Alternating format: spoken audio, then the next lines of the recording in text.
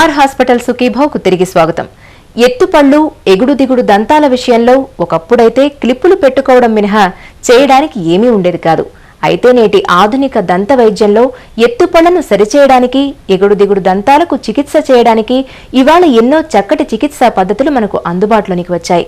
కొంతమంది డాక్టర్లైతే కేవలం ఒక్క రోజులోనే ఎత్తుపళ్లను సరిచేస్తామని ప్రకటనలు కూడా ఇస్తున్నారు. ఈ నేపథ్యంలో ఎత్తుపళ్లను ఎగుడు దిగుడు దంతాలను సరిచేసే చికిత్సల గురించి పూర్తి వివరాల్ని ఇప్పుడు డాక్టర్ని అడిగి తెలుసుకుందాం.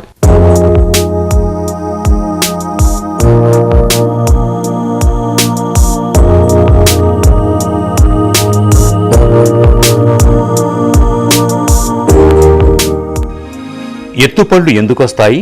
సాధారణంగా ఎత్తు వంకర పళ్ళు హెరిడిటరీ వంశపారంపర్యంగా వస్తూ ఉంటాయి.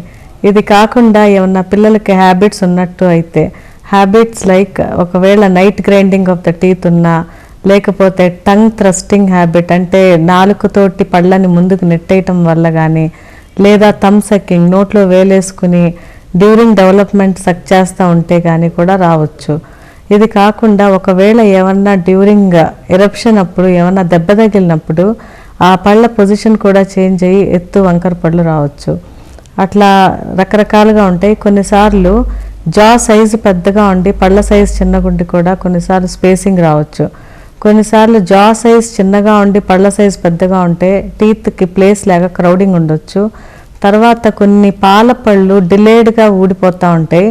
అప్పుడు పర్మనెంట్ పళ్ళు రావాల్సిన ప్లేస్లో రాకుండా కొంచెం పైకి కిందకి వస్తుంటాయి.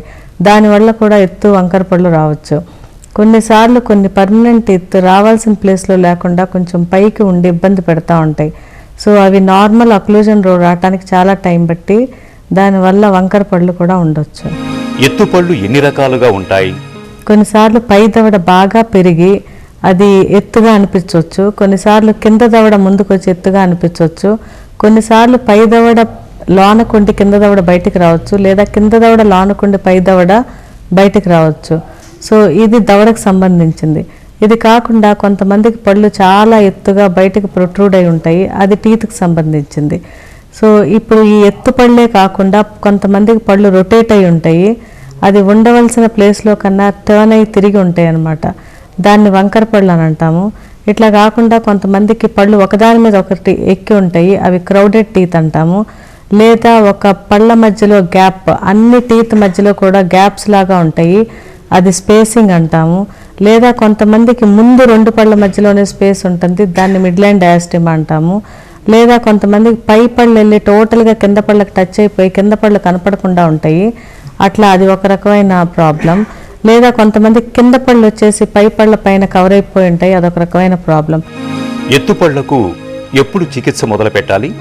మామూలుగా పిల్లల్లో 8 to 9 years వరకు మనం వాళ్ళని అబ్జర్వ్ చేయాలి.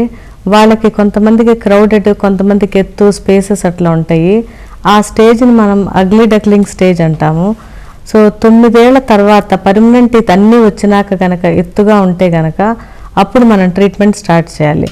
అలా కాకుండా 8 ఏళ్లకి ఒకవేళ మనకి దగ్గరికి పేషెంట్లు వస్తే దాన్ని మనం చూసుకుని వాళ్ళకి ఫ్యూచర్లో ప్రాబ్లమ్స్ ఏమైనా వస్తాయా అని ముందే ప్రెడిక్ట్ చేసుకోవచ్చు. ఒకవేళ వచ్చే వాటిని కూడా కొన్ని మనం ప్రివెంట్ చేయొచ్చు. కొంతమందికి కింద జా కానీ పై జా కానీ గ్రో అవుతూ ఉన్నప్పుడు వాళ్ళు 8 yearsకి మన దగ్గరికి వస్తే దానికి తగ్గ అప్లయన్సెస్ ఇచ్చి మనం ఆ గ్రోత్ని కొంతవరకు స్టాప్ చేయొచ్చు. అట్లా కాకుండా క్రౌడింగ్ కనుక మనం ముందే కనుక ఆ పిల్లల్ని 8 to 9 years చూస్తే ప్రివెంటివ్ ఆర్థోడాంటిక్స్ అని చేసి వాళ్ళకి ఫ్యూచర్లో వచ్చే ప్రాబ్లమ్ని కొంతవరకు తగ్గించవచ్చు. తర్వాత కరెక్టివ్ ఆర్థోడాంటిక్స్ ఒకవేళ అంతా ఫామ్ అయిపోయి గ్రోత్ తర్వాత కనుక మన దగ్గరకు ఉన్నట్టయితే 12 years తర్వాత మనం correction of the teeth start చేయాలి. ఎందుకు 12 ఏళ్ళ తర్వాత స్టార్ట్ చేయాలంటే అన్ని పర్మనెంట్ టీత్ ఎరప్ట్ అయి ఉంటే కనుక మనం చేసిన దానికి ఉపయోగం ఉంటుంది. ఎత్తుపళ్లను ఒక్క రోజుల్లో సరి చేయొచ్చా? మామూలుగా ఎత్తు ఉట్టి పళ్ళల్లో అయితే కనుక మనం ఆర్థోడాంటిక్ అప్లయన్సెస్ వేసి పళ్ళపైన క్లిప్పులు అటువంటి వేసి వాటిని వెనక్కి తీసుకెళ్ళొచ్చు. ఆ స్పేసెస్ ఉన్నా, ఎత్తుపళ్ళు ఉన్నా, రౌండ్ క్రికెట్ టీత్ ఉన్నా మనం చేయొచ్చు.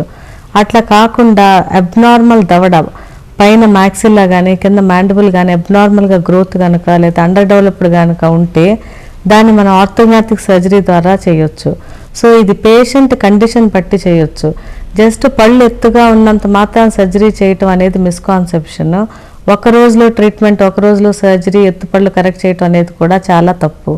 అది దవడ కండిషన్ బట్టి, దవడ గ్రోత్ బట్టి మనం ఒక రోజులో చేయాలా లేదా క్లిప్ వేసి సరి చేయాలా అనేది ఆలోచించాలి. సర్జరీ అందరికీ అడ్వైజబుల్ కాదు. అది అడ్వైజబుల్ అయ్యింది అంటే కింద దవడ ప్రాబ్లం కూడా ఉన్నట్టయితేనే సర్జరీ చేస్తాం. ఎత్తుపళ్లకు చికిత్స మూలంగా సమస్యలు ఏమైనా ఎదురవుతాయా? ఇది యాక్చువల్గా correction of teeth 1 year, 1.5 year అట్లా పడుతుంది. దానిలో సైడ్ ఎఫెక్ట్స్ అనేది క్లియర్గా ఏం ఉండవు. ఒకవేళ సైడ్ ఎఫెక్ట్స్ అని పేషెంట్ కంప్లైంట్ చేస్తే మనం అది క్లియర్గా అబ్జర్వ్ చేయాలి. ఫస్ట్ ఏంటంటే పేషెంట్ కంప్లైంట్ చేసేది నొప్పి గురించి. సో క్లిప్ అనేది పేషెంట్ పళ్ళ మీద వేస్తే కొంచెం పెయిన్ అనేది ఉండొచ్చు.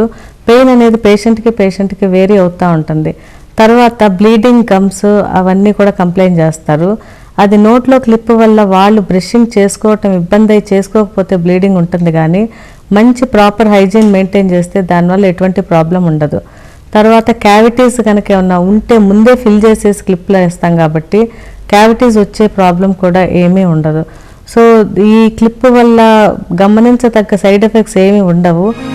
చికిత్స తరువాత దంతాలు మళ్లీ ఎత్తుగా వస్తాయా? చికిత్స తీసుకున్నాక యాక్టివ్ ట్రీట్మెంట్ అయినాక ప్యాసివ్ ట్రీట్మెంట్ అనేది ఉంటుంది. సో అది కనుక పేషెంట్ తీసుకోకపోతే మళ్ళీ నార్మల్ స్టేజ్కి వచ్చేసే ఛాన్సెస్ చాలా ఎక్కువ ఉంటుంది. సో 1 year ట్రీట్మెంట్ అయినాక ఒకసారి దానికి రిటెన్షన్ అని ఇస్తాము. ఆ రిటెన్షన్ కనుక పేషెంట్ ఉపయోగించకపోతే మళ్ళీ రిలాప్స్ వస్తుంది. రిటెన్షన్ అనేది 3 నెలల నుంచి 6 నెలల వరకు పెట్టుకుని ఉండాలి. ఒకవేళ రిటెన్షన్ పేషెంట్ కనుక ఇబ్బందిగా ఉండి తీసుకోకపోతే మళ్ళీ సాధారణంగా ఫస్ట్ ఏ స్టేజ్లో ఉన్నాడో ఆ స్టేజ్కే వచ్చేస్తారు. అందమైన ముఖానికి అడ్డంకులుగా నిలిచే ఎత్తైన పళ్లను, ఎగుడు దిగుడు దంతాలను ఆధునిక దంతవైద్య చికిత్సల సాయంతో ఎలా సరి